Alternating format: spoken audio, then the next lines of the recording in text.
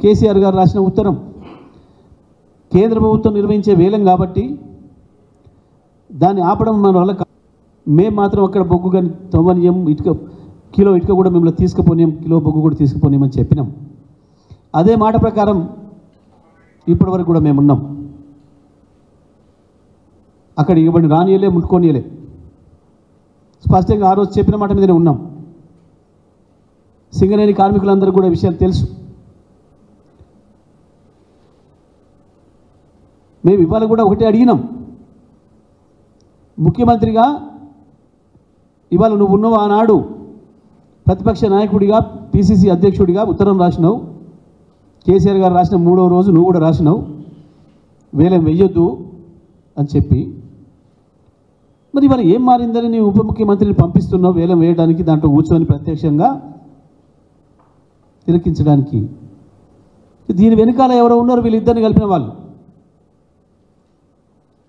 బొగ్గు గనులను కొట్టేయాలనుకుంటున్న పెద్దలు ఎవరో, వీళ్ళ ఇద్దరు నోరు మూయించి పనిచేస్తున్నాడు.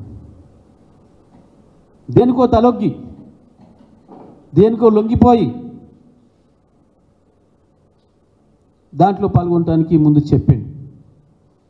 ఇప్పుడు కూడా దొంగ మాటలు మాట్లాడుతున్నాడు. నిన్న సాయంత్రం బట్టి విక్రమార్క గారు మాట్లాడిన దానికి ఇవాళ చేసిన పనికి పొంతన లేదు. ఇగో ఇది పులుల కొట్లాట. బొకే ఇచ్చుకొని ఒకరినొకరు ఆహ్వానించుకొని బీజేపీ పార్టీ పైన, కేంద్ర ప్రభుత్వం పైన యుద్ధం చేస్తున్నాడు ఈయన. బొకేల ద్వారా మేము ఆపమంటాం, మేము వేలం వేయనీయం, ఆయన కేసీఆర్ చేసిండు, మళ్ళీ తప్పుడు మాటలు మాట్లాడి తప్పించుకునే ప్రయత్నం చేస్తూ ఉన్నాం. ఇదేనా? దయచేసి సింగరేణి కార్మికులందరూ కూడా గమనించాలి వీళ్ళ పోరాటం. ఏం మాట్లాడుతున్నారు ఇద్దరు బయటకు వచ్చి?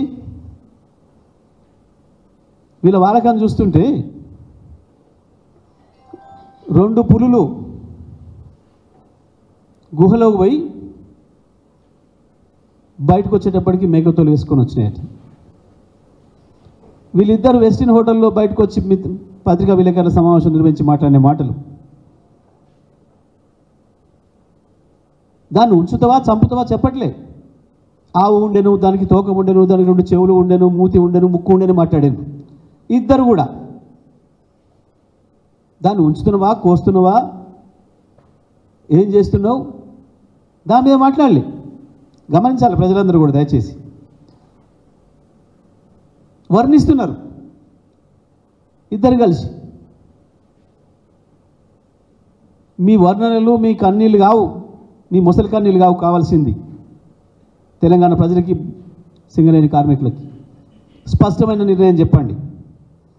ఇవాళ వెస్టిన్ హోటల్లో కూర్చొని మీరు ఇద్దరు కలిసి శ్రావణి బ్లాక్ను వేలం పాటించి తీసినరా లేదా, ఇది స్పష్టం చేయాలి రాష్ట్ర ప్రజలకి. దొంగ నాటకాలు వద్దు. ప్రజలకు అర్థం కాని భాష మాట్లాడి తికమక చేసి గందరగోళం చేస్తామన్న ప్రయత్నం వద్దు. స్పష్టంగా చెప్పాలి.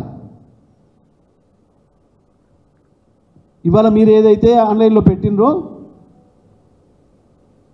ప్రాసెస్ స్టార్ట్ చేసినరో, ఆ బొగ్గు గనుల్లో నుంచి వేలంపాట నుంచి